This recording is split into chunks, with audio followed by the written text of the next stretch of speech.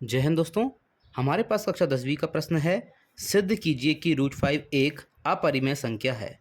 यह क्वेश्चन आपको परीक्षा में बार बार पूछा जाता है, तो इसको हम हल करेंगे आज। हल करने के लिए सबसे पहले आपको इस परिकल्पना का विपरीत मानना है। यहाँ आपको अपरिमेय दिया हुआ है, हमको परिमेय मानना है। तो हम मानते हैं, माना √5 एक परिमेय संख्या है।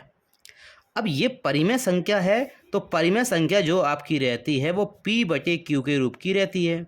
P/Q के रूप की रहती है। यहाँ पे जो Q है वो आपका 0 नहीं होना चाहिए, क्योंकि ये परिमेय संख्या का परिभाषा है कि Q बराबर 0 नहीं होना चाहिए। अब यहाँ पे P और जो Q हैं वो आपके पूर्णांक हैं, तो हम लिखते हैं यहाँ P और Q पूर्णांक है और इनका उभयनिष्ठ गुणनखंड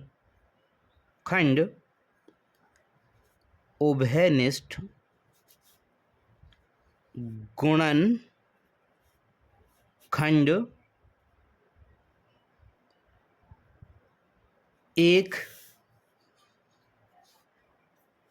के अतिरिक्त कोई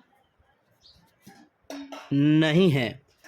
उभयनिष्ठ गुणनखंड कोई नहीं है, क्योंकि यहाँ आपको जब P के आगे कोई गुणनखंड नहीं है तो आप एक मान सकते हैं, क्योंकि एक रहता ही है, और Q का उभयनिष्ठ गुणनखंड कोई नहीं है, मतलब एक है। अब यहाँ पे आपको इनका वर्ग करना है, तो हम वर्ग करते हैं, तो लिखते हैं दोनों पक्षों का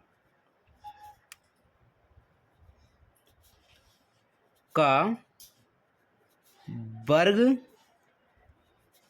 करने पर वर्ग कर देते हैं। तो √5 का वर्ग कितना होता है? तो √5 का वर्ग आपका कितना होता है? 5 होता है। इसी प्रकार P का वर्ग क्या होगा? तो P² हो जाएगा। Q का वर्ग क्या होगा? ये आपका Q² हो जाएगा। अब अगली स्टेप में आपको क्या करना है? Q² आपको इस तरफ ले जाना है और 5 को आपको इस तरफ ले जाना है। चूँकि ये आपका भाग में है तो उधर चला जाएगा, और ये मतलब आपका त्रियक गुणा हो जाता है, तो Q² इधर आ जाएगा बराबर यहाँ P² बटे में ये 5 आपको कहाँ जाएगा? नीचे की तरफ आ जाएगा। अब आपको यहाँ दिख रहा है कि जो P² है वो 5 से विभाजित हो रहा है, तो एक प्रमेय होती है। क्या होती है? यहाँ P² 5 से विभाज्य है। P² जो है वो 5 से विभाज्य है, तो अकेला जो P है भी 5 से विभाज्य होगा। क्यों? हम यहाँ देखते हैं, एक एग्जाम्पल लेता हूँ। यहाँ मैंने लिखा 2 × 2। अगर ये 2 से विभाजित है, तो अगर अकेला 2 है तो वह भी आपका क्या हुआ? 2 से विभाजित होगा। तो ये प्रमेय बनती है कि यहाँ P² 5 से विभाज्य है, P² 5 से विभाज्य है, तो अकेला P भी 5 से विभाज्य होगा। ये आपकी पहली कंडीशन हो गई। अब आपको दूसरे Q² 5 से विभाजित के लिए आपको यहाँ रखना पड़ेगा P, माना P बराबर 5K। यहाँ आपको P की जगह 5K रखना है। अब हम यहाँ रखते हैं P बराबर 5K, तो ये क्या आ जाएगा आपके पास? ये आपको प्राप्त होता है Q² बराबर P², तो P की जगह हमने क्या लिखा? 5K, तो यहाँ 5 का स्क्वायर आएगा तो ये हो जाएगा 25।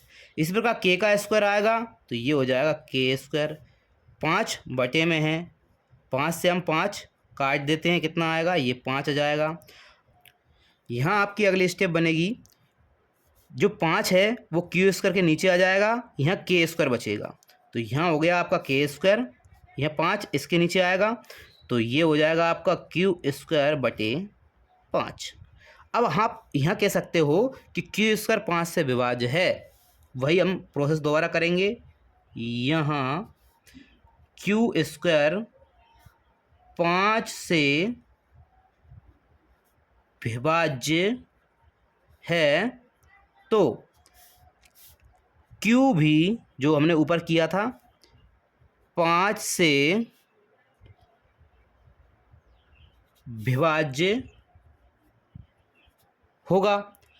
अब यहाँ आपको एक चीज़ अलग मिलती है कि पहले हमने ओवेनस्ट गुणनखंड 1 माना था, लेकिन अब आपको ओवेनस्ट गुणनखंड 5 और मिल गया। तो हम यहाँ लिखेंगे, यहाँ P और Q का एक उभयनिष्ठ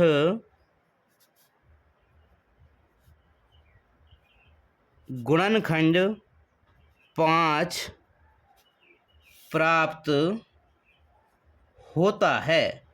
5 प्राप्त होता है, जो हमारी पूर्व की परिकल्पना का विरोध है।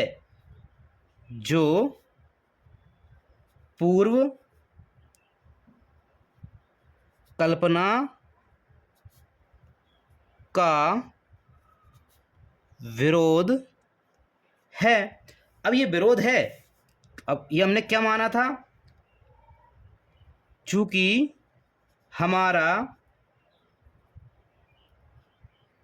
मानना, क्या मानना कि जो रूट 5 है एक परिमेय संख्या है, ये हमको क्या मिलता है? गलत मिलता है। तो ये हमारा मानना क्या है? गलत साबित हुआ है कि ये परिमेय संख्या है। तो हम लिख सकते हैं, अतः रूट 5 एक अपरिमेय संख्या है।